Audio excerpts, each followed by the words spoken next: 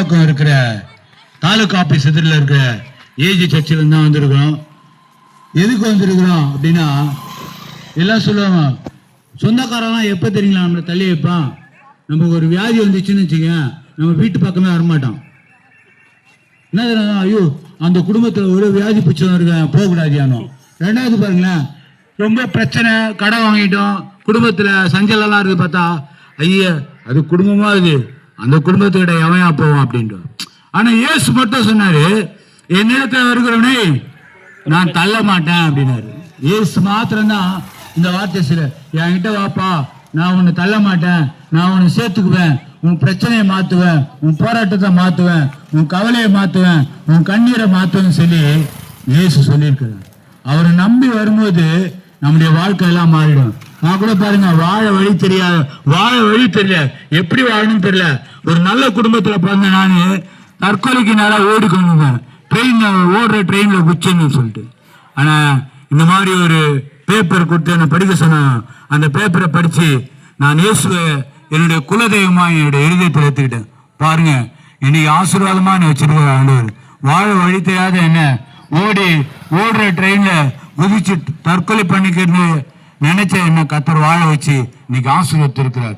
இந்த யாரும் நம்மள எல்லாரும் வழி சொல்ல, எப்படி வாழணும்னு சொல்லல. எனக்கு புரியல எப்படி வாழணும் அப்படின்னு. எல்லாரும் பார்த்து என்ன பார்த்தா பயந்து ஓட ஆரம்பிச்சாங்க. எங்க தங்கச்சிங்க கூட பண்ணாலும் பயப்பட ஆரம்பிச்சாங்க. ஐயோ மோசமான இவங்கிட்டலாம் பேசக்கூடாது அப்படிலாம். அப்படிப்பட்ட சூழ்நிலை இருக்கும்போது சொந்த குடும்பமே என்னை வெறுத்துச்சு. எந்த சொந்த குடும்பம் வெறுத்துச்சோ அந்த குடும்பத்தின் மத்தியில இயேசு என்னை வாழ வச்சாரு. அவர் என்னை புறம்பே தள்ளல, என்னை சேர்த்து கொண்டார். நீங்க ஏன் இயேசு சேர்த்து கொண்டாருன்னு கேட்டா, எனக்காக எங்க அப்பா அம்மா எனக்காக மறிக்க மாட்டான். நான் அவரை தப்பு பண்ணா எங்க அப்பா ஜெயிலுக்கு போவாரா, தப்பு பண்ண என்னதான் பிடிச்சிட்டு சொல்லுவாரு போடா ஜெயிலுக்குன்னு. எங்க அம்மா என்ன சொல்லுவாங்க, அவன் தப்பு பண்ணா அவன் போட்டாங்க. ஆனா நான் பாவியா இருக்கிற தரித்திரனா சாபமா வாழ்ந்த என்ன இயேசு ஆசீர்வாதமா என்னை மாத்தினார். எப்படி மாத்தினார்? இயேசு 2000 வருடங்களுக்கு முன்பு இந்த பூமியில பிறந்தார். 2000 வருஷத்துக்கு முன்னாடி அவர் பிறந்தாரு. இன்னும் ஒரு பிறந்தவரா அவர் பிறந்தது உண்மை, அவர் மரித்தது உண்மை, அவர் 3ஆம் நாள் கூட உயிரோடு கூட எழுந்தது உண்மை.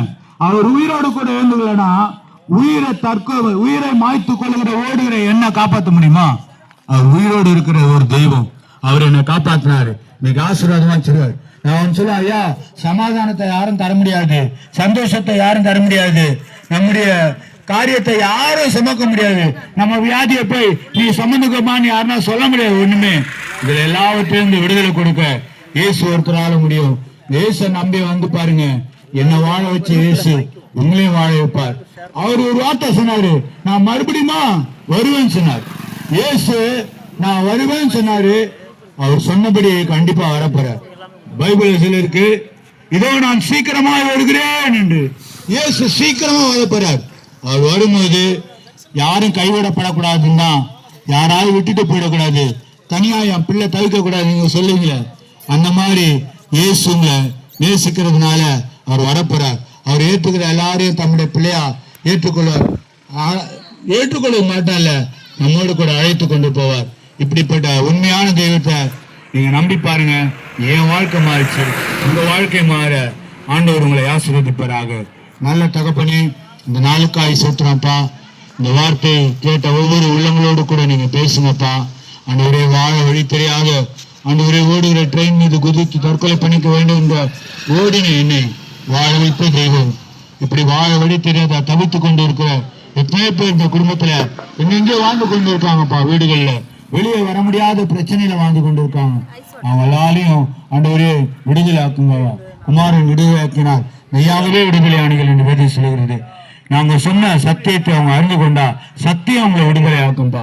இந்த வசனம் அவங்களை விடுதலை ஆக்கும். ஆண்டவரே இயேசுவே, நீ வரும்போது யாரும் கைவிடப்படக்கூடாதுப்பா. எல்லாரும் ஏற்றுக்கொள்ள கத்து திரும்பி செய்கிறாங்க. ஆண்டவரே உள்ளத்துக்குள்ள போங்க, பேசுங்க. ஆண்டவரே அவங்க பேசுங்களோடு கூட இடைபட முடியாது ஜெபிக்கிறோம். இயேசு கிறிஸ்து நாமத்தை ஜெபிக்கிறோம். ஜீவனுள்ள நல்ல பிதாவே, ஆமென்.